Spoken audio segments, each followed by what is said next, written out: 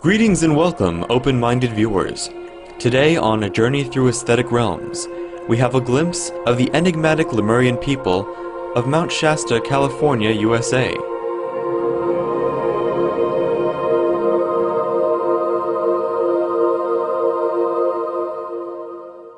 For more than a century, scientists, spiritual practitioners, and local residents have reported unique sightings and encounters with beings in and around Mount Shasta. These all relate to a race of highly advanced beings said to live deep inside volcanic chambers within the sacred mountain.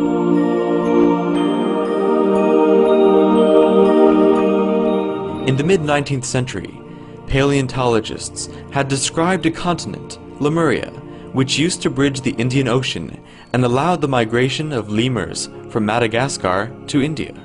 In the 1880s, Frederick Spencer Oliver, an author, referred to a secret city, Telosс, hidden deep inside Mount Shasta, and also mentioned the lost continent of Lemuria. In present times, one of the respected researchers and author of numerous books surrounding these mysterious locations is Miss Ariella Louise Jones. Her books, which have been published in 9 languages, include the Telosss series and The 7 Sacred Flames, describe in detail the lives and philosophies of the people of Telosss according to her telepathic communications with a member of their population, Adama. In addition, in Angelo's Message to the World, her special cat companion Angelo conveys a telepathic message from the animal kingdom. Our correspondent visited Mount Shasta, where Miss Aurelia Louise Jones spoke on this subject.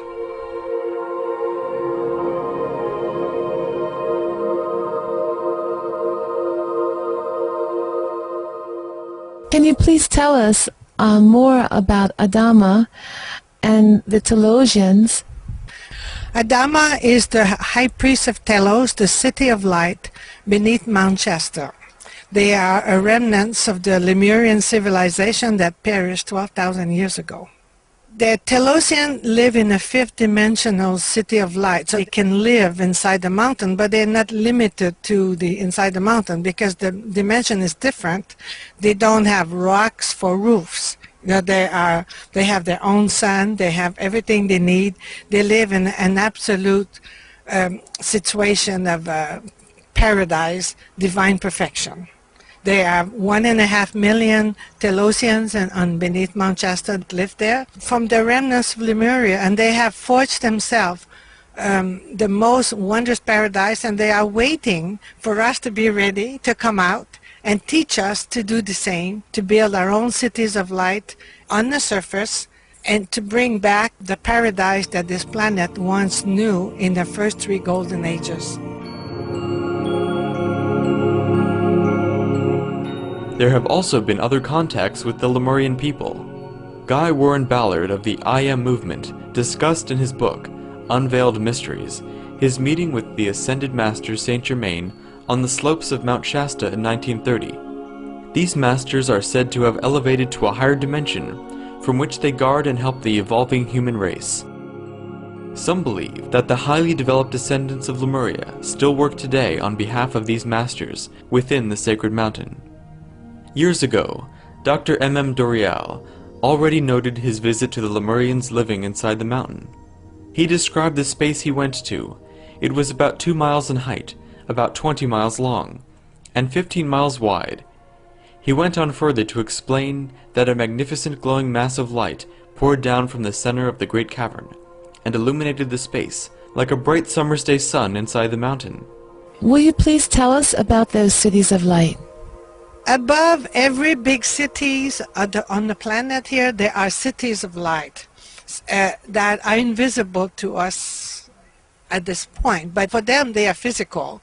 But they are cities of light. They vibrate at a different frequency, so they're not visible to us. And they are cities that live according to divine principle, universal laws, or the Christ consciousness. So they live in a vibration of divine perfection, where everyone is happy, there's no poverty, it's a true sense, a true brotherhood of love and light. Life unfolds with ease and grace, and there is no hardship of any kind.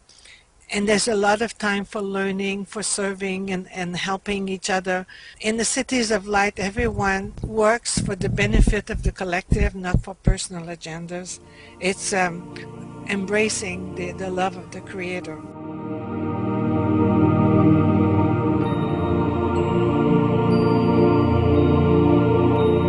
Stay with us on Supreme Master Television for more with American author Aurelia Louise Jones and her encounters with mysterious beings from Telosс inside the sacred mountain of Mount Shasta in the USA. Coming up next, Ms. Jones will share with us how humanity will soon join with the divine nature of the galactic civilizations. We will be right back.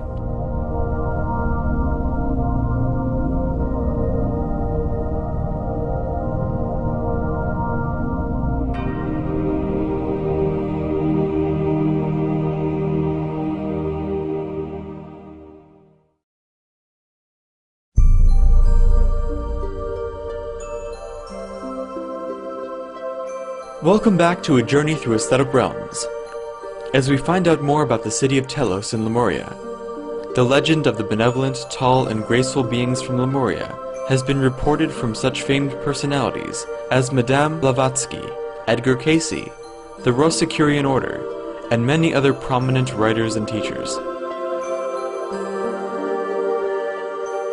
Let us now rejoin our interview with Aurelia Louise Jones as she explains that people on Earth may also live in paradise, as do the people of Telosss.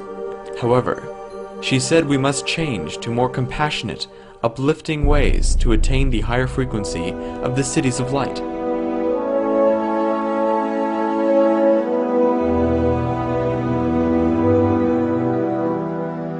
All galactic and enlightened civilization live according to this divine perfection. And we long for this because we have memories of that in our soul. We experienced that in the past. The cities of light will eventually descend into our atmosphere, but only when the people that live below, humans, will match that vibration. It's not like we're all going to ascend at once. You have to have attained that level of consciousness to be able to immortalize your body and take your rank, your place around among the immortals. J.C. Brown's story with the Lemurians serves as an example that people cannot be among this advanced civilization when they are not yet spiritually ready. At the beginning of the 20th century, British geologist J.C. Brown discovered an 18-kilometer-long underground tunnel full of rooms and chambers at the bottom. The walls were lined with timbered copper and hung with shields and wall pieces made of gold and inscribed with drawings and hieroglyphics. There was also evidence of people who were over 3 meters tall. Seeing the fine statues, worship place, and golden sun design, Mr. Brown was firmly convinced that he was witnessing the remnants of a lost civilization. He called it the Village Blitz. The discovery of British geologist J.C. Brown was not published until 30 years later. He made careful and in-depth readings about the lost Lemurian civilization. In 1934, he led a large group of eager scientists and journalists on an expedition to the mountain. However, when all were excitedly expecting him to reveal the location of the tunnel, Mr. Brown mysteriously disappeared the night before, and the secret tunnel remained untouched.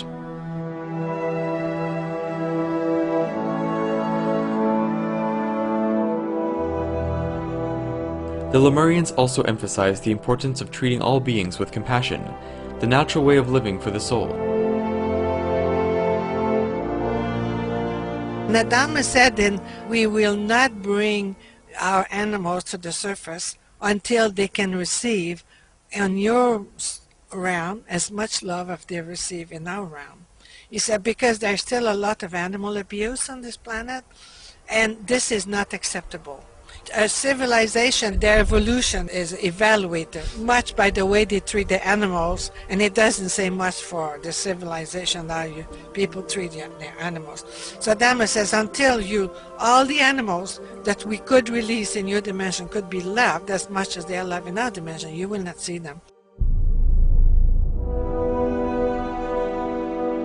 The residents enjoy many benefits from the kind-hearted plant-based diet, including living in a world that flourishes with understanding and life.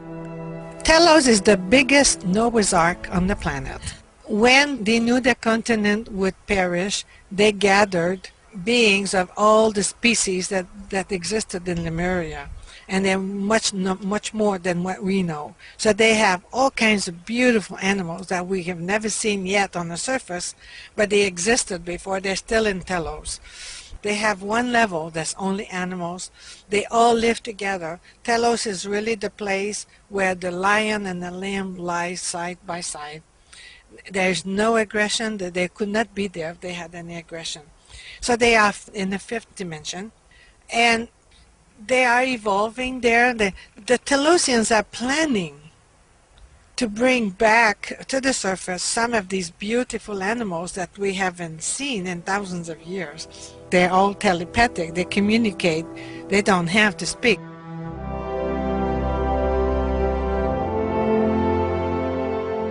Earth's suffering is a result of bad karmic habits that we have incorporated over time, such as meat consumption. Ms. Aurelia Jones suggests that the misfortunes on our Earth will be lifted once we improve our ways. Then the story of Earth will serve as a warning to other beings in the universe to be good stewards of each other and the planet. We have come here as volunteers for this great experiment of separation and duality to teach all the rest of the universe what separation can bring, and that is going to be our reward of being restored, and how you can be in ultimate separation from God, and then how the soul in its nature is love, so how we can return to love. And then, having known separation, we will be able to teach all of us about separation on this planet, and or be able to teach the future generations about the consequences of separation. American author Aurelia Jones delivers a reminder that everyone originates from God. Finding the aesthetic essence within will uplift our world so that we, like the inhabitants of Telosss, may also enjoy Eden on Earth. Divinity exists into each one of us. There is no one on this planet, no matter how unenlightened they are or spiritual asleep they are all governed by divinity. And as the vibration rises, as more and more people awaken, it's like the 100 monkey effect. There will be more and more.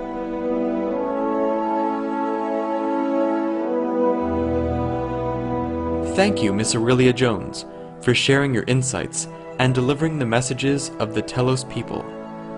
May God's grace be in all that you do as you continue to encourage others to reawaken the divinity within. To our gracious viewers, we have enjoyed your company on today's A Journey Through Aesthetic Realms. Now please stay tuned to Supreme Master Television for Vegetarianism, the Noble Way of Living, after noteworthy news. Wishing you and your loved ones many blissful days filled with heaven's blessings.